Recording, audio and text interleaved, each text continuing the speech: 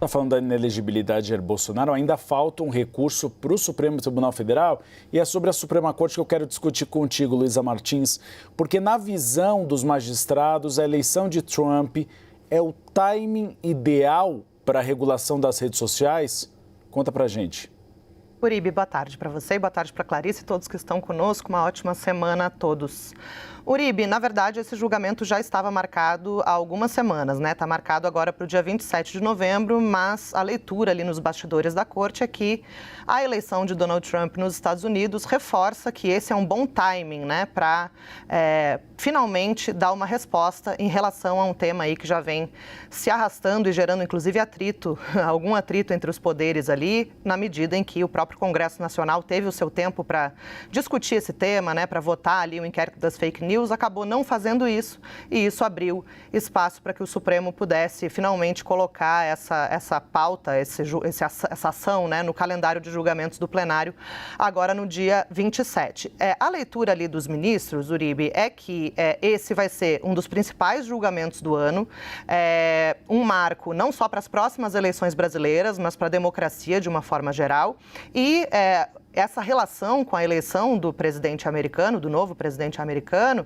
é feita porque, na percepção dos ministros, há uma maneira muito semelhante entre a forma que os bolsonaristas e os trumpistas usam as redes sociais, né? Alimentando ali, retroalimentando o chamado algoritmo do ódio, com publicações ali que até possam incitar atos antidemocráticos, né? Espalhar notícias falsas e promover, né, esses discursos de ódio. E isso segundo a avaliação desses ministros, é importante colocar ali uma posição do Supremo de que o Judiciário está atento à postura das chamadas Big Techs, né, das plataformas digitais. A gente lembra que este ano o X ficou bloqueado por cerca de um mês justamente por descumprir as decisões judiciais de remoção de conteúdo indevido, considerado indevido ali pelo ministro Alexandre de Moraes e depois essas decisões foram todas referendadas ali colegiadamente pelo Supremo Tribunal Federal. E há uma necessidade, na visão dos ministros, de realmente regulamentar, né? Colocar regras mais claras que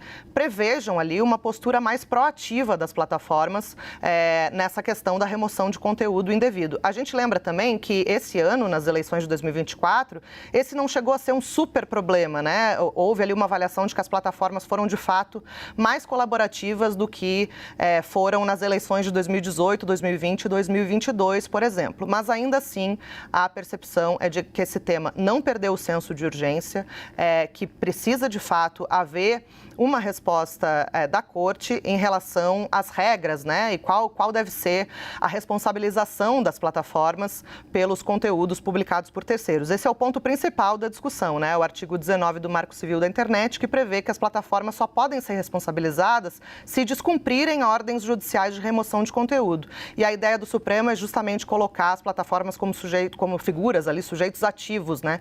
Para promover a remoção desses conteúdos indevidos e tornar o ambiente digital um pouco mais compatível aí com os princípios democráticos. É que a gente fala do vazio, né? O Congresso Nacional não se debruçou, tinha o PL das fake news que ficou parado, com resistência.